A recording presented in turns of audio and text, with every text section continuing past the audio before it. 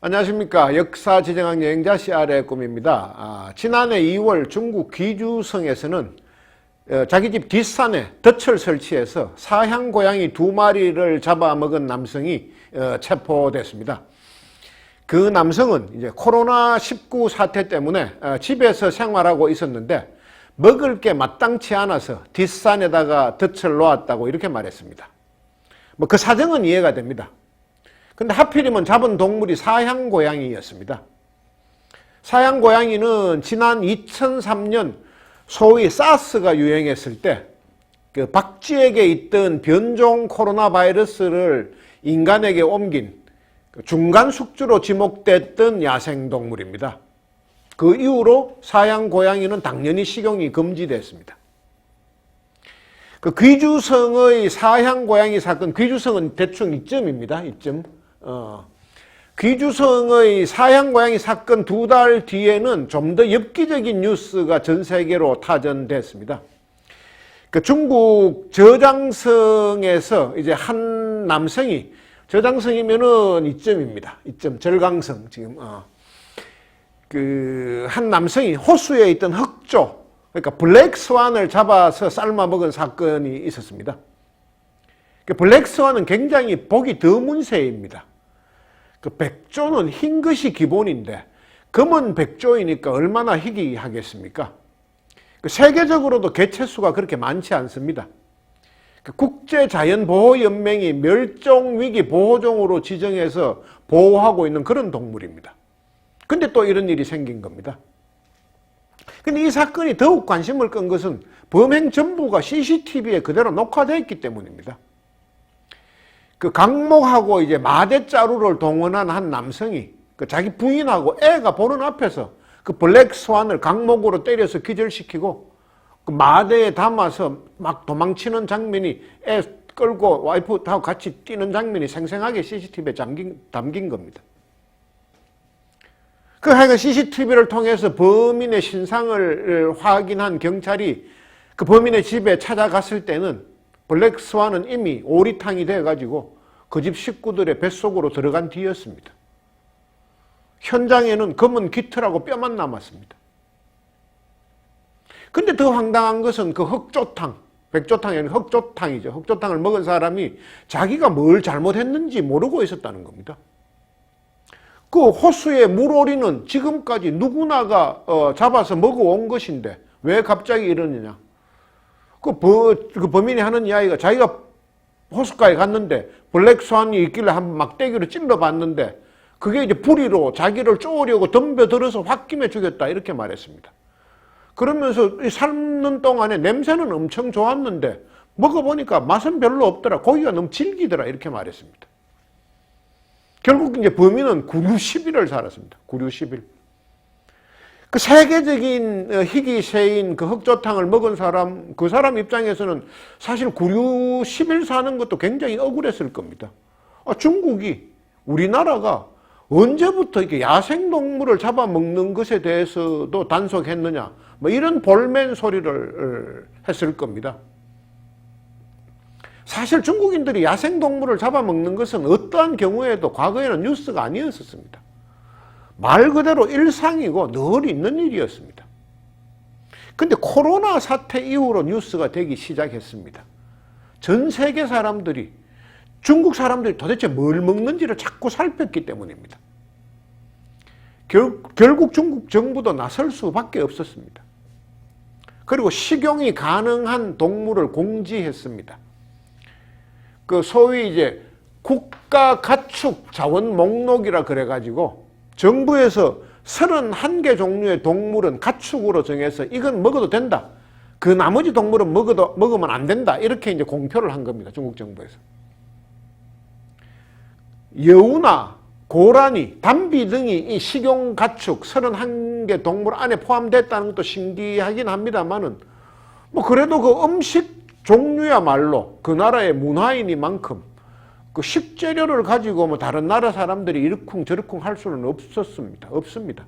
뭐 과거부터 여우를 먹어왔으니까, 과거부터 고라니를 먹어왔으니까.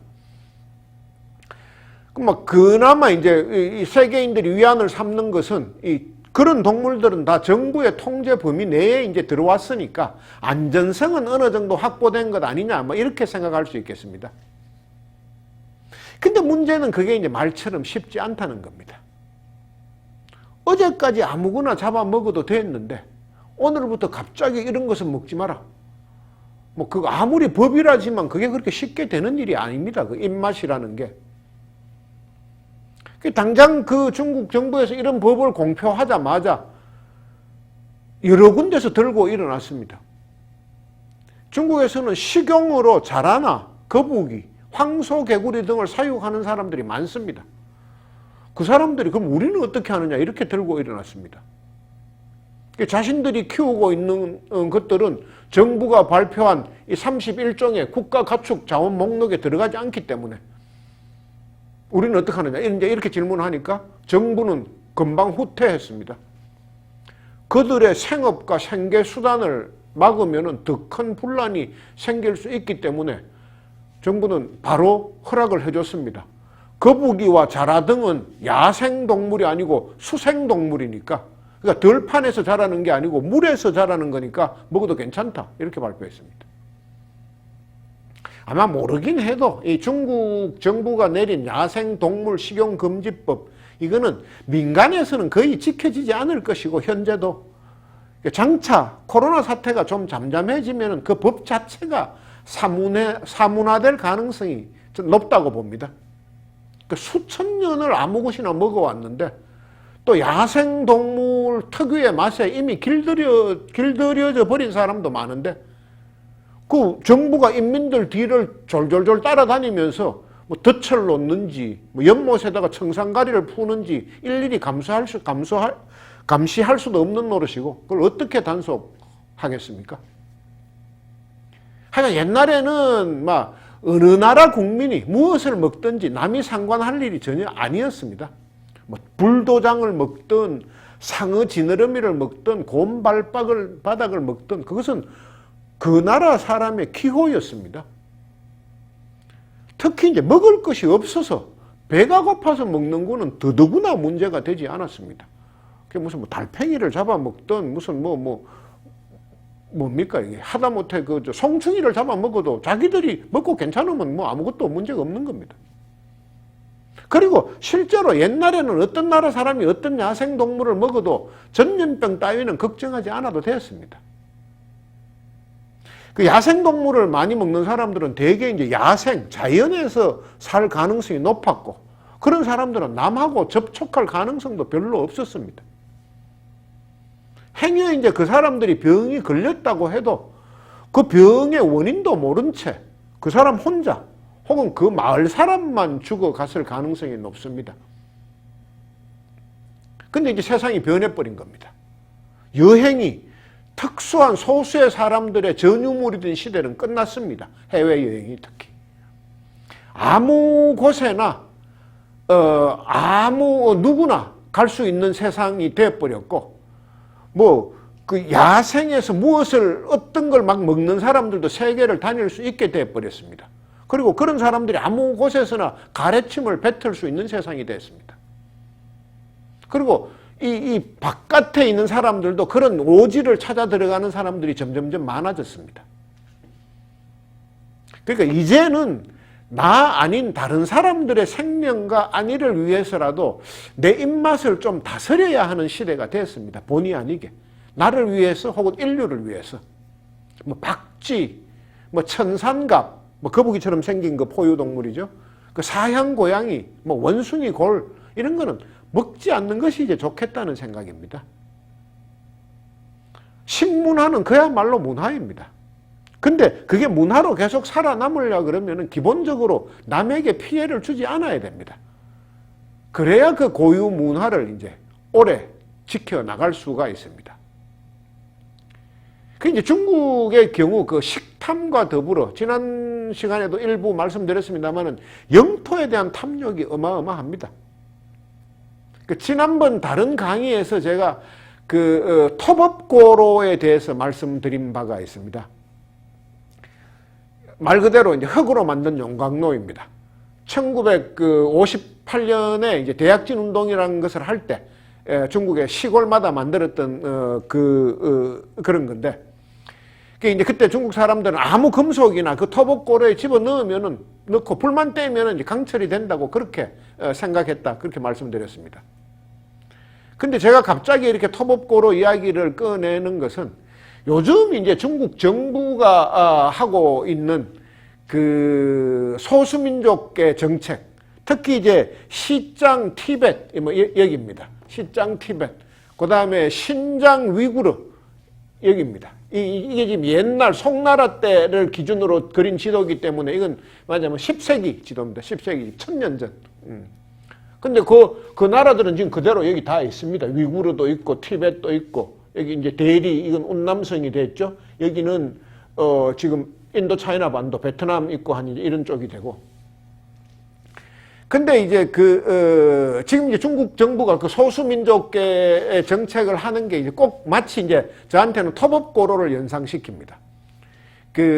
아무 이 소수민족이나 무조건 중국이라는 울타리 안에 가둬가지고 계속 한족화를 시키면은 결국에는 모든 소수계들이 한족화된다. 이렇게 이제 중국 정부는 믿고 있는 것 같습니다. 근데 오늘날 소수민족 문제는 그리 만만한 문제가 아닙니다. 과거에 통했다고 해서 18세기, 19세기에 그게 먹혔다고 해서 오늘도 먹힐 거라는 보장이 전혀 없습니다. 그 소수민족계 문제는 어느 나라에서 벌어지든지 간에 그 문제를 전 세계가 주시하고 있기 때문에 함부로 하기 굉장히 어렵습니다. 근데 민족이라는 이 개념이 참 희한한 것이라 가지고 이 가만히 두면은 저절로 없어지는 경우가 참 많습니다. 민족이라는 게. 근데 일부러 없애려고 하면은 이상하게 잘 없어지지가 않습니다. 그러니까 굳이 없애려고 애쓰지도 않았는데 저절로 없어진 민족, 대표적으로 거란족, 이 나라를 세웠던 거란족입니다. 거란족. 그 다음에 흉노족, 이쪽에 있었는데 지금은 도대체 흉노의 후예가 누군지도 모릅니다. 그 다음에 수메르인, 메소포타미아 문명, 인류 최초의 문명을 일궜던 그 사람들도 어느 흔적도 없이 사라져 버렸습니다. 분명히 이 거란족이나 무슨 흉노족이나 수메르인들도 후예를 남겼을 텐데 지금은 어디서 어떻게 살아가고 있는지 아무도 모릅니다. 근데 이제 그런 거하고는 반대로 주변의 여러 민족들이 그 민족을 없애려고 시시때때로 노력을 했는데 죽어도 없어지지 않는 민족이 많습니다. 터키에 있는 그 쿠르드족, 그 다음에 집시, 유럽 그 집시들. 지금도 이렇게 참 집시들은 전 세계에 많이 퍼져 있습니다.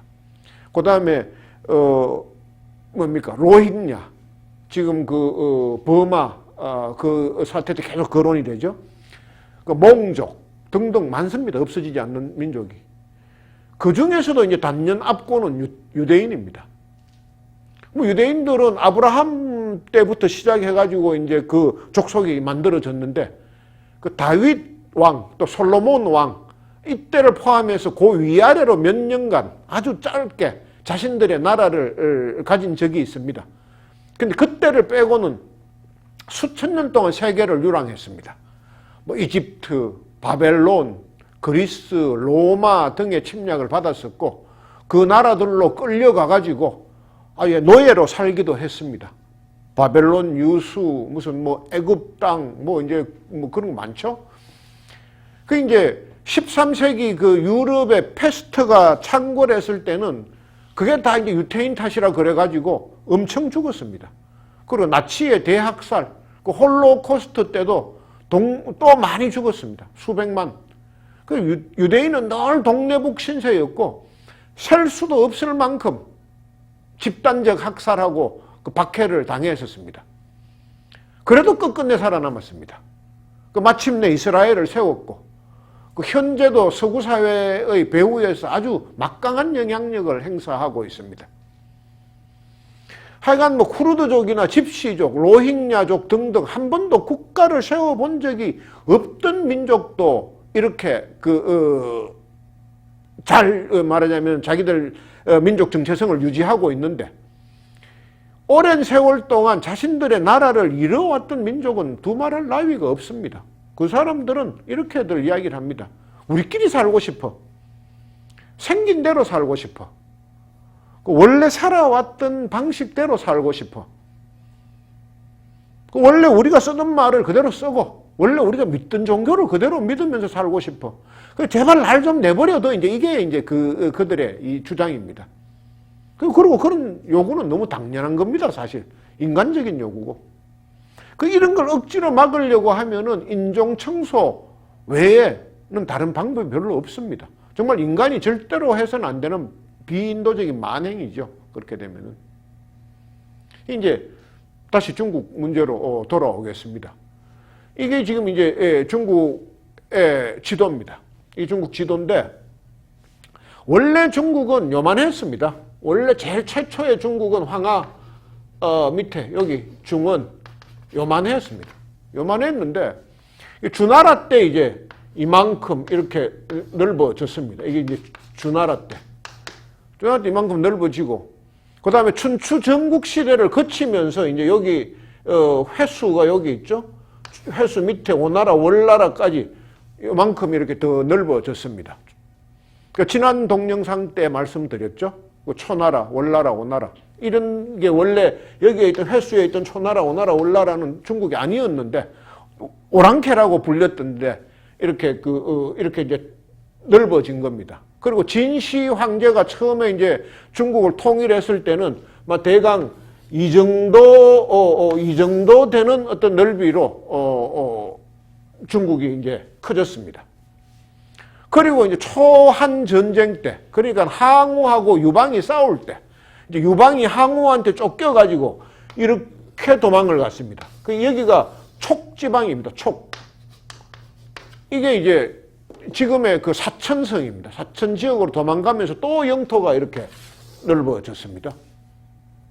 그리고 그 이후에도 이제 북방 유목민들이 자꾸 내려와서는 없어지면서 영토를 기부하고 또 기부하고 이런 식이 됐습니다. 그게 이제 5호 16국 시대가 대표적입니다. 5호 16국.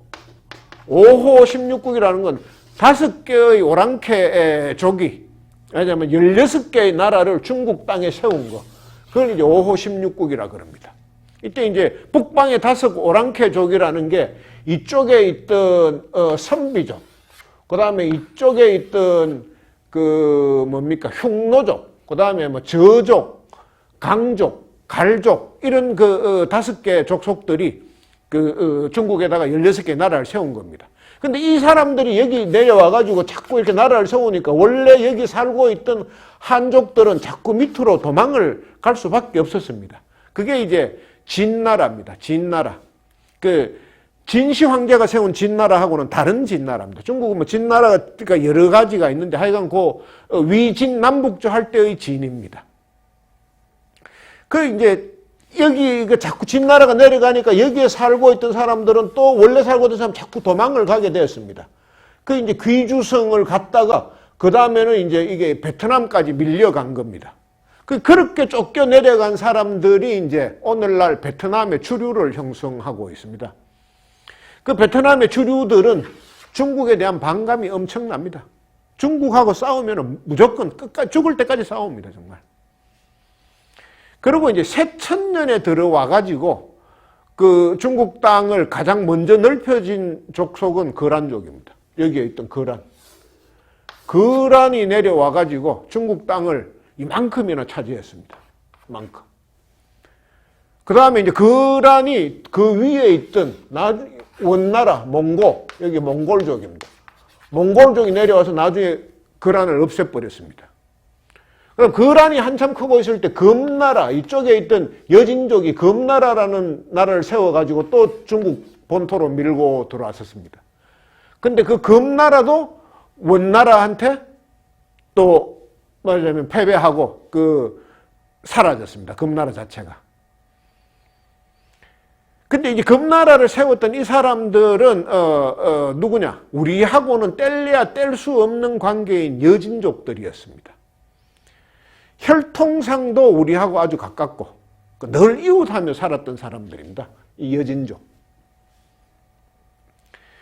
그리고 이제 몽골족은 이 금나라와 요나라만 없앤 게 아니고 이 서역의 중국에서 서쪽으로 가는, 지금 말하자면 감숙성하고 이렇게 이쪽으로 가는 여기에 있던 서하라는 나라까지 이제 멸망시켜 버렸습니다.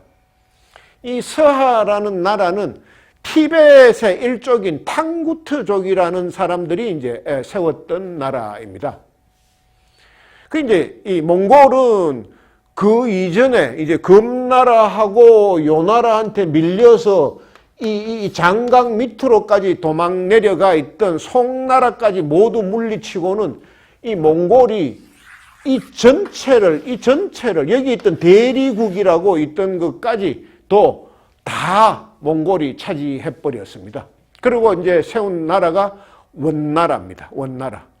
이 몽골족은 사실은 여기는 물론이고 이쪽으로 가서 중동도 정복을 하고 또 러시아와 유럽의 상당 부분까지 이 정복을 했었습니다. 그리고 징기스칸의 자손들이 각각 나누어서 그 지역을 맡아서 이렇게 다스렸습니다. 근데 이제 그 징기스칸의 자손들 가운데 친손자 쿠빌라이 칸이라는 사람인데 그 쿠빌라이 칸이 이제 원나라를 세워서 이 중국 전체를 다스린 겁니다. 이 중국과 이 말하자면은 이 서하와 이 요나라 자리, 금나라 자리 이런 걸 갖다 다 이렇게 다스렸습니다. 어마어마하게 나라 땅이 넓어진 거죠. 이게 이제 지금 중국은 그냥 날로 먹은 겁니다, 지금. 근데 이제 원나라 땅은 몽골족이 넓혔는데 중국은 지금도 이제 다 자신들의 영토라고 우기고 있고 그 원나라도 중국 역사의 일부인 만큼 원나라가 차지했던 땅도 다 영고권이 자기들한테 있다 하는 이제 이런 이야기를 하는데 뭐 그래도 기본 양심은 있는지 그 유럽이라든지 러시아라든지 혹은 중동까지 다 자기 거라고 이렇게는 이야기를 하지 않습니다. 근데 이제 원나라를 물리치고 등장한 왕조, 이 명나라라고 있는데 그 주원장이라는 사람이 이 한때 성녀였던 사람이 고아였던 사람이 이제 세운 그 명나라는 다시 이제 영토가 확 쪼그라들었습니다. 송나라 때처럼 다 독립해서 떨어져 나가고 새천년이 시작될 때의 송나라 시절하고 비슷한 상황으로 돌아갔습니다.